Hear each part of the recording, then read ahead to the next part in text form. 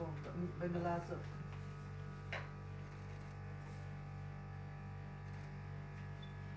מדהים. והם ידעו שזה עתיק, והביאו את זה למזכיר השכנתי שהדביק את זה על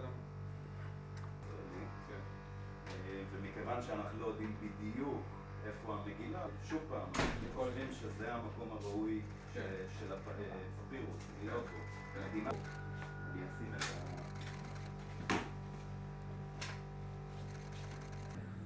אולי תלכסנים? כן, כן, זה מה שאני מחפש. מספיק. אולי זה זה. שימשיך. הגיעה ב-2013 לידי רשות העתיקות ופורסמה ב-2017, פשוט בשוק העתיקות תפסנו אותה. וכשהוא מעיין בספר לפני הבאתו לדפוס, הוא מגלה תעודה. אני יצרתי קשר עם הבת של אדה ירדני, והיא... אין דמות כזה, אבל... ואז פנינו אליו בעצם בפנייה רשמית, שבו אנחנו מזמינים אותו שיביא את הפפירוס. פרטנו על הרגש, שם זה מגיע לכתב הזה. כן. קיצור, בית ראשון זה... כמה חודש שלך, מה נכון? היה שם רכבת גם? זה רכבת לילה. לא, יש. כן. איך קראו לסוחר עתיקות? קנדו? שאין קנדו. שאין קנדו. קנדו זה החברת ניהול שלהם. כתוב בכתב העברי הקדום, משל, כתוב זה אפשרי. נכון. בכתב שאפשר נבלע לקרוא. במורדנו כשם השם עושה, בוטחים. בוטחים מה יש עליו? אז קודם כל מדובר במכתב הסתכלתי עליו נורא קשה. מאוד קשה. זה המחקר שערך שמואל אחיטוב על המגילה הזו, על הפפירוס הזה.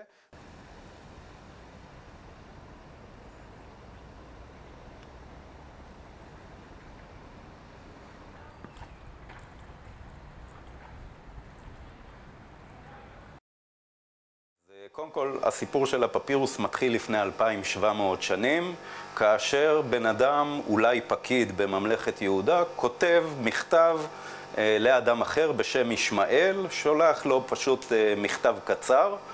הפפירוס מגיע למדבר יהודה, ושם הוא משתמר בגלל האקלים היבש. ועוברות 2,700 שנים, בדואים חופרים במערות מדבר יהודה, מחפשים אוצרות, וכנראה מוצאים את הקטע הקטן הזה, מוכרים אותו לקנדו, סוחר עתיקות בבית לחם, שמוכר את זה כנראה למוזיאון רוקפלר. אז הפפירוס הזה הוא יחיד ומיוחד, נדיר ביותר. אנחנו מדברים על תעודה מלפני 2,700 שנים. תעודות מהתקופה הזו כמעט ולא משתמרות, בגלל האקלים הארץ ישראלי הלך באופן יחסי, ויכולות להשתמר רק במדבר יהודה, באקלים יבש, ככה שכל מה שיש לנו ביד למדינת ישראל ולעולם כולו למעשה, תעודות כתובות מתקופת המקרא, אלו 3 תעודות שנמצאות פה לפנינו, וזוהי כמובן החשיבות שלו, הנדירות של התעודה הזו.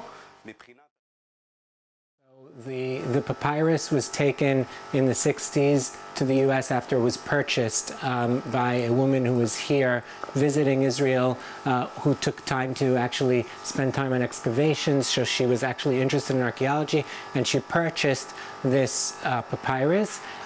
She took it back to the U.S., where she used adhesive glue and glued it and then framed it so that she could hang it in her home. This is the way papyrus.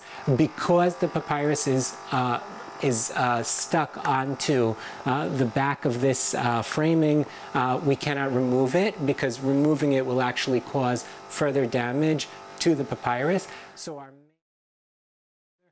but all in all, the text is relatively well preserved. We have about 4 lines of text written in Paleo-Hebrew, so ancient Hebrew script, which was typical of the First Temple period.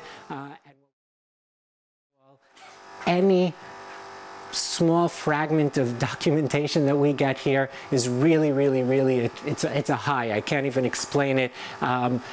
as an archaeologist, we're constantly retrieving finds that were left behind in the past, and they're all extremely important to us, but there's no doubt that when we come to the written word, it's another level.